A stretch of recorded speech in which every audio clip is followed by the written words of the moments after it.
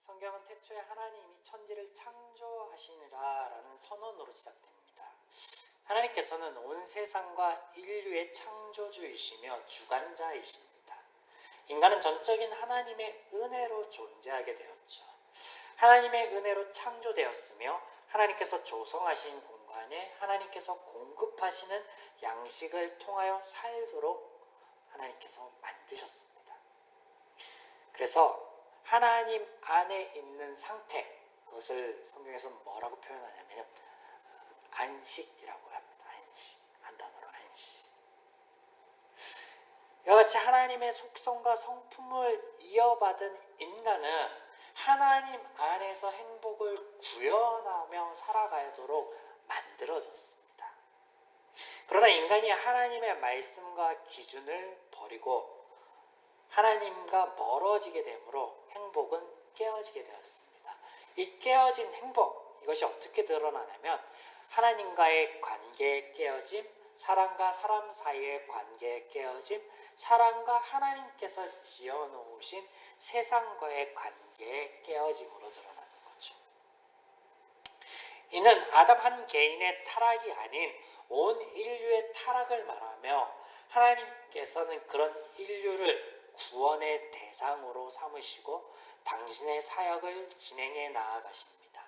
실제 아담이라는 이 성경에 얘기하는 이 단어가 그냥 단순한 이름을 의미하는 게 아니라 휴먼, 인류를 뜻하는 단어이기도 합니다.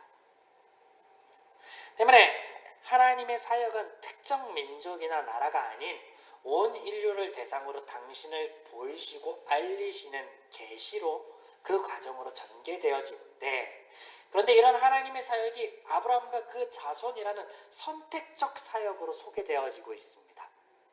창세기 12장 이후로. 이것은 차별이 아닌 샘플입니다. 샘플. 만물의 찌꺼기 같고 약하고 약한 자들, 하나님께서 그런 자들을 부르시고 관리하시고 책임져 주심을 통하여서, 보호하심을 통하여서 하나님 안에 있는 안식이 무엇인지 알려주시는데, 하나님 안에 있는 행복한 삶, 창조의 본연의 모습을 보여주시고 증거해 주시는 것으로 누구를? 아브라함과 이스라엘을 하나님께서 부르시고 샘플적으로 사용하신다는 거예요. 그러므로 우리가 성경을 유심히 본다면 이스라엘이라는 공동체는 민족적인 특성이 아닌 신앙적인 특성을 가진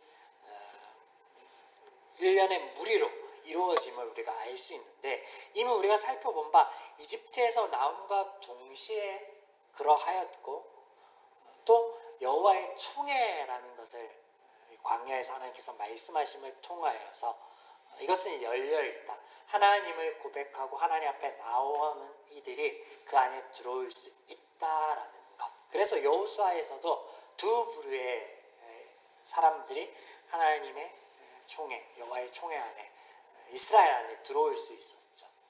첫 번째는 기생 라합과 그 가족들, 그리고 두 번째는 기브온 사람들이었죠. 그래서 제가 앞서 이야기한 이런 하나님의 의도나 하나님의 어떤 사역적인 모습이 지난주 살펴본 말씀 안에 동일하게 등장하는데, 여호수아를 보면 여호수아는 이스라엘의 공동체 행복을 위하여 좋은 리더이지 못하였습니다. 하나님께 가까이 하라는 말씀에 가까이 하지 않을 뿐더러 하나님께 여쭙더라 하였던 것도 여쭙지 않았고 하나님의 말씀을 온전히 따르지 못하였습니다. 그러나 여호수아 11장에 보면 하나님께서 그를 세워주시기를 그가 하나님의 모든 말씀을 지켜 행하였다라고 기록하고 있습니다. 이와 마찬가지, 이와 같은 표현으로 하나님을 여전히 거부하고 멸망으로 치닫는 죄인들, 하나님께서 그들의 마음을 붙들고 있는 그 손길조차도 거부하여 그 마음이 완악하여지는 그들, 그 가나안 민족들을 대표하는 그 죄인들을 향하여 하나님께서 당신이 그들의 마음을 완악하게 하여 은혜를 받지 못하게 하였다 하심으로 하나님이 죄인에 대한 안타까움을 표시하는데, 이게 여호수아를 세워줌과 그들의 스스로의 죄의 결과로 인한 그들의 아픔을 하나님께서 안타까워하고 내 책임이다 라고 하심으로, 이렇게 표현하심으로 이 두 구절이 모두 죄인에 대한 하나님의 책임적인 측면을 강조하고 있는 표현들이다라는 거예요. 하나님께서는 부모처럼 당신께서 당신의 형상대로 만든 인간을 이같이 사랑하시기에 지속적으로 은혜를 베푸시는 것입니다. 하나님의 이런 사역적인 특성이 이스라엘에게 약속하신 땅 안에서도 드러납니다. 죄인들은 힘이 있고 권세가 있는 자가 좋은 땅, 많은 땅을 소유한다라고 합니다. 또 오직 인간의 일과 수고를 통하여서 소산을 얻는다라고 합니다. 이것이 죄인들이 생각하는 인식이에요. 신화입니다. 그런데 하나님께서는 죄인들의 그것을 깨우치기 위해서 하나님의 은혜로 공급되고 유지되는 땅으로 이스라엘을 인도합니다. 가나안은 나일강이 있는 이집트나 유프라테스나 티그리스 강이 있는 메소포타미아 지역보다 지리적으로나 환경적으로 좋은 땅이 아닙니다. 이스라엘이 오랜 노력의 끝에 북부 지역에는 수풀이 조금 자리 잡았지만 이스라엘 그 가나안 땅 자체는 아주 척박한 땅이에요. 광야입니다. 사막입니다. 또한 그 땅 안에 물이 움직이는, 그러니까 유수가, 땅 안에 유수가 있는 곳이라 계속 땅이 형질이 변화되는 땅으로서요, 작물을 뭔가 그 소출을 얻기도 쉬운 땅이 아니에요. 그런데 하나님이 그 땅을 어떻게 소개하냐면요, 젖과 꿀이 흐르는 땅이다라고 소개해요. 하나님이 왜 그런 땅을 선택하셨는지, 그건요, 하나님이 이스라엘을 선택한 것과 동일해요. 모든 민족들 중에 연약하고 나약한 자, 만물의 찌꺼기 같은 그들을 선택하여서, 하나님 아니면 죽을 수밖에 없는 그들을 선택하여서 하나님이 누구인지, 하나님의 은혜가 무엇인지, 하나님의 돌보심과 하나님의 약속이 무엇인지 알게 하신 것처럼, 그런 척박한 땅을 하나님께서 선택하여서 하나님이 그 땅 안에서 하나님의 일하심과 하나님의 약속의 성취를 통하여서 그들에게 그 누구보다도 행복하고 풍족한 삶을 향후에 나아갈 수 있게 하신다는 거예요. 그래서 신명기 11장에 그 땅에 대해서 어떻게 소개하고 있냐면은, 여호와께서 돌보시는 땅, 돌보아 주시는 땅, 이렇게 소개하고 있습니다. 이런 가나안의 밟음과 얻게 되는 모든 과정이 하나님께서 행하시는 사역의 일환인 거예요. 때문에 가나안은 이스라엘의 전쟁을 통해서 정복하는 것도 아닌 하나님께서 주셔서 차지하시는 것입니다. 신명기 6장과 11장에 이를 이렇게 표현하고 있습니다. 내가 건축하지 아니한, 내가 채우지 아니한, 내가 파지 아니한, 내가 심지 아니한 것을 얻으며 차지하게 될 것이다 라고. 이 모든 과정은 또한 이스라엘만을 위한 역사이거나 가나안 민족을 향한 말살 정책이 아닌 하나님 안에 얻게 되는 생명과 행복한 삶의 원리를 보여주시는 것입니다. 이같이 여호수아 11장까지 이스라엘의 입장에서 전개된 가나안 전투는 모두 마무리가 되어집니다. 12장부터는 그들이 얻게 된 땅의 경계와 더불어서 19장까지 땅 분배의 작업이 진행되어지는데, 이스라엘이 이렇게 얻게 된 땅의 경계는 신명기 11장에 하나님께서 약속하신, 말씀하신 그대로이다라는 거예요. 그래서 우리가 여호수아의 주제처럼 약속의 성취, 이것을 보여주시죠. 하나님께서 이스라엘과 가나안을 선택하심으로 당신의 사역을 통하여 하나님 안에 있는 생명과 행복의 구현을 보여주시고 알려주실 때 동일한 패턴이 등장하는데, 그것이 뭐냐면 약속과 성취예요. 약속하셔 주시고 성취하시는 걸 보여주시고, 그것이 계속하여 반복하여 등장합니다. 땅에 대한 최초의 언급은 창세기 12장에 등장하죠. 그때는 아직 아브라함에게 후사가 없는 상태인데, 그때 때문에 약속으로 언급된 민족의 규모나 그 민족이 거하게 될 땅의 크기를 알 수가 없는 상황이에요. 그런데 그런 상황 안에서 하나님께서 땅의 경계가 정해져 있다라고 하고, 또 창세기 15장의 말씀처럼 그 땅을 차지할 시기도 정하여 주십니다. 약속하여 주십니다. 그리고 성취되는 여호수아서에서. 그래서 15장, 창세기 15장에 보면 여호와께서 하나님 아브라함에게 이르시되 너는 반드시 알라. 내 자손이 이방에 객이 되어 그들을 섬기겠고 그들은 400년 동안 내 자손을 괴롭히니 그들이 섬기는 나라가 내가 징벌할 때 그 후에 내 자손이 큰 재물을 이끌고 나오리라. 이미 아브라함 때 하나님께서 이 모든 것들을 약속하여 주시고 그 약속하신 말씀대로 이루어졌다라는 거예요. 아무것도 가늠하지 못하고 장담치 못할 그때 하나님께서 약속의 말씀을 주시고 이것을 성취하심으로 당신을 보여주시고 알려주시고 당신 안에 있는 생명과 행복한 삶의 원리를 우리에게 보여주시고 가르쳐 주시는 거예요. 이렇게 얻게 된 땅을 이스라엘이 분배합니다. 먼저 요단 동편은 가나안이 들어오기 전 이미 르우벤과 갓 므낫세의 절반에게 분배되었고 길갈에서 유다와 에브라임과 므낫세 반지파에게 땅이 분배가 됩니다. 실로에서는 베냐민과 시므온, 스불론, 이살갈, 아셀, 납달리, 단 지파에게 땅이 분배가 됩니다. 이렇게 분배되는 땅에 대하여 성경은 이스라엘의 영토라든지 각 지파의 정복지로 표현하지 않습니다. 우리가 읽지는 않았지만 성경 12장부터 19장까지 이어지는 곳에 보면 땅 분배의 모든 가정에서 동일하게 표현되어지는 것이 있습니다. 그게 뭐냐면 여호와께서 주신 기업입니다. 누구누구 지파에게 주신 여호와의 기업이 이러이러하니 이것들은 모두가 그들에게 준 여호와의 기업이라. 이렇게 표현되고 있어요. 반복적으로 계속 표현되어 있다는 거예요.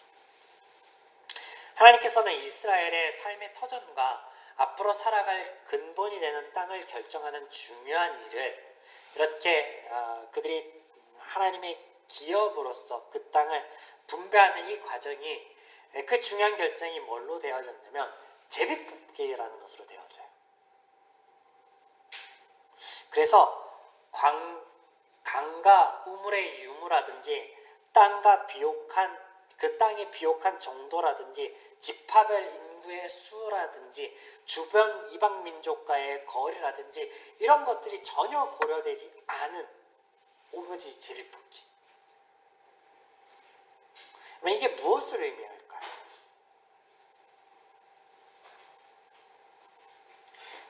제비뽑기는 고려가 아닌 무작위 선정을 의미하는 건데 가나안에서의 삶은 인간의 생각이나 인간들이 얘기하는 그 조건에 따라서 유리하거나 불리해지는 것이 아닌 오직 여호와가 돌봐주시는 땅, 이런 개념 안에서 그 개념 안에 있을 때 차별이 없이 동일하다라는 거예요. 이게 무슨 말일까요, 여러분? 여러분, 제비뽑기를 할 때 모두가 수긍하고 긍정하고 그것이 옳다라고 할 때는요, 한 가지이겠죠.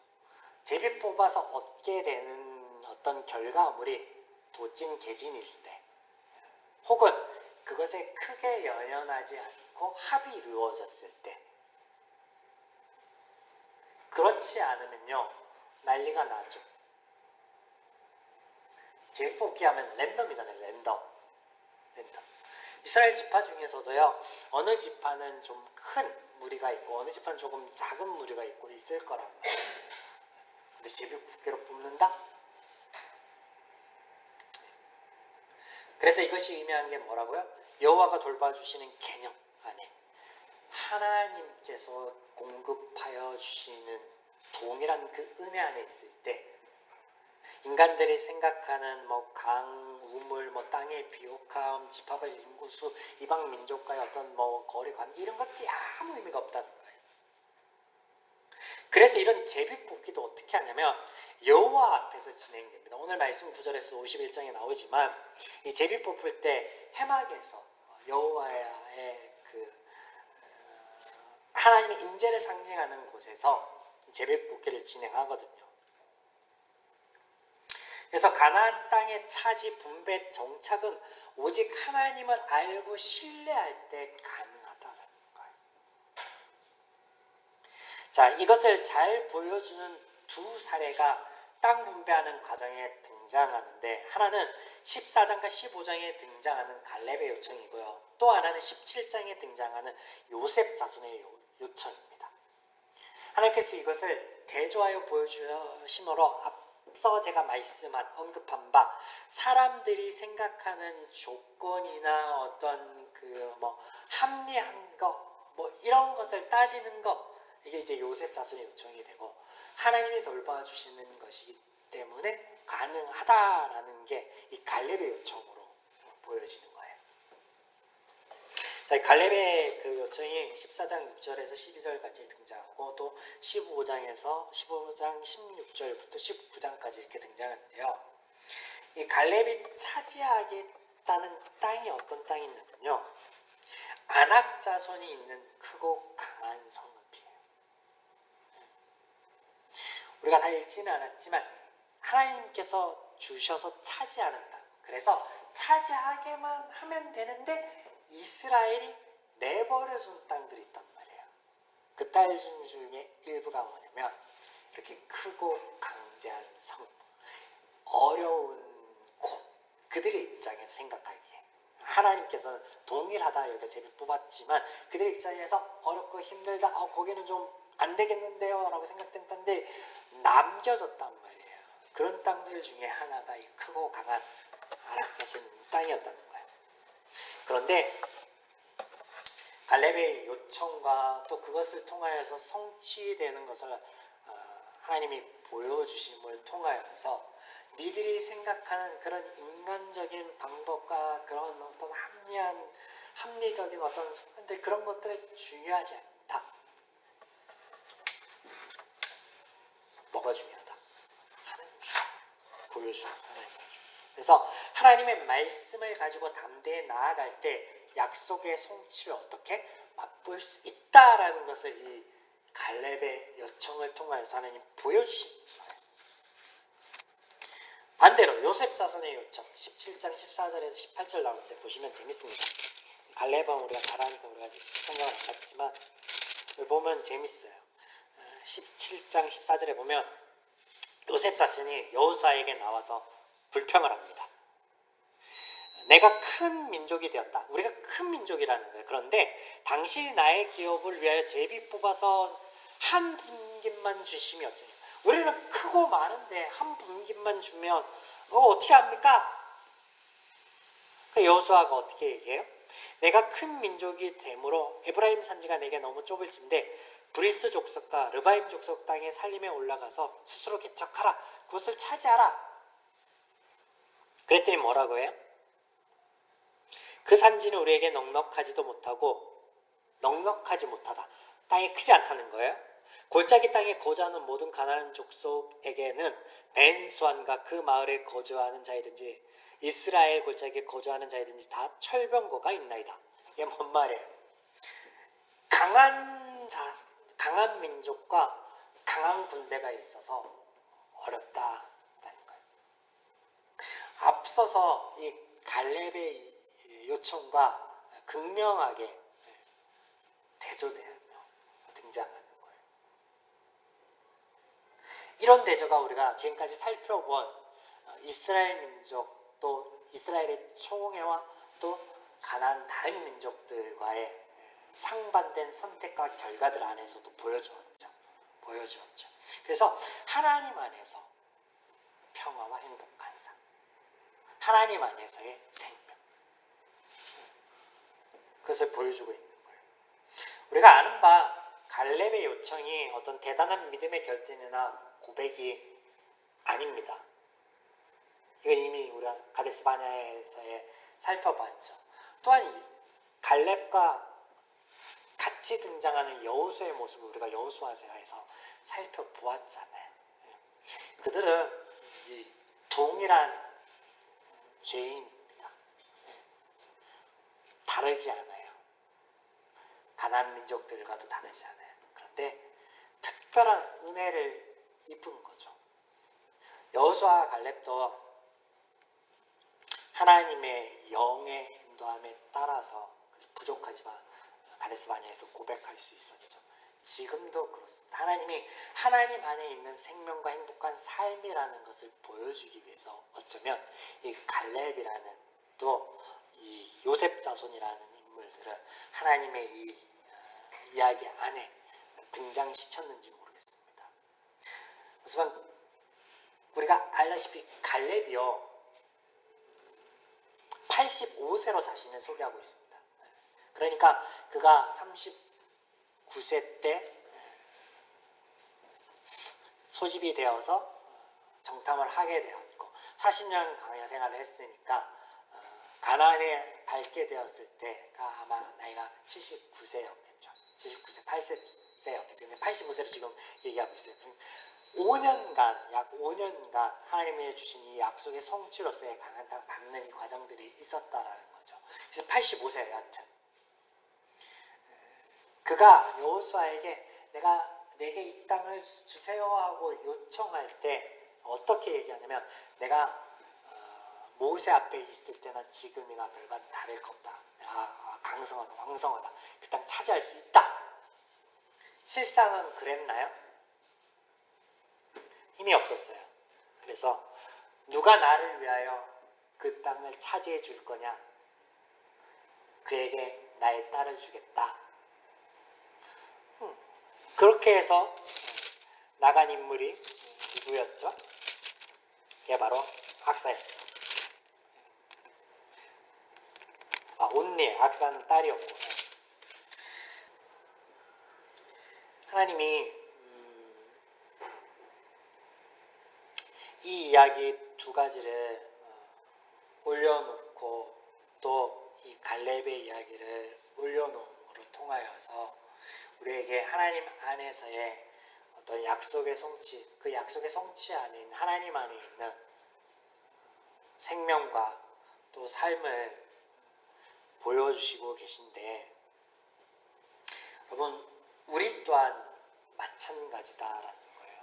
하나님이 우리를 지었습니다. 이 땅에 영원 오지 안에 하나님으로부터 나오지 않은 것이 없습니다. 그건 사실이에요. 근데 하나님의 그 부르심 안에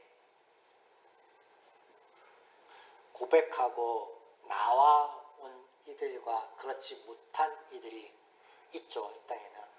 그래서 그들 중에 하나님의 말씀을 가지고 살아가고 있습니다. 하나님이 나의 주인 되어 주십시오라고 고백하고 나온 이들이 어쩌면 갈렙일 수 있겠고 또 그렇지 못하고 여전히 세상에 주는 어떤 원리나 또 기준을 가지고 살아가는 사람이 요셉 자손들일지도 모르겠습니다.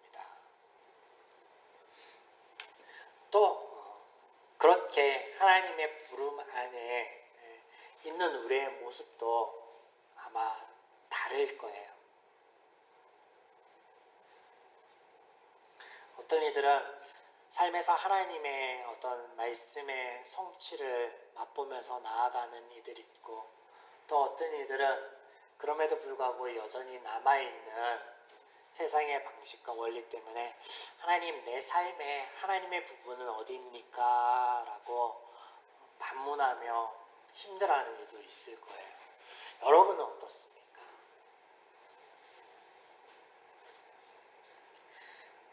그럼에도 불구하고 우리에게 소망이 있으면 하나님께서 우리에게 하신 약속을 성취해 나아갈 수 있도록 또 그것을 보여주시고 그것을 우리가 온전히 누릴 수 있도록 우리를 포기하지 않는다라는 거예요. 우리를 포기하지 않는다라는 거예요. 이 사실을 기억하십시오. 그래서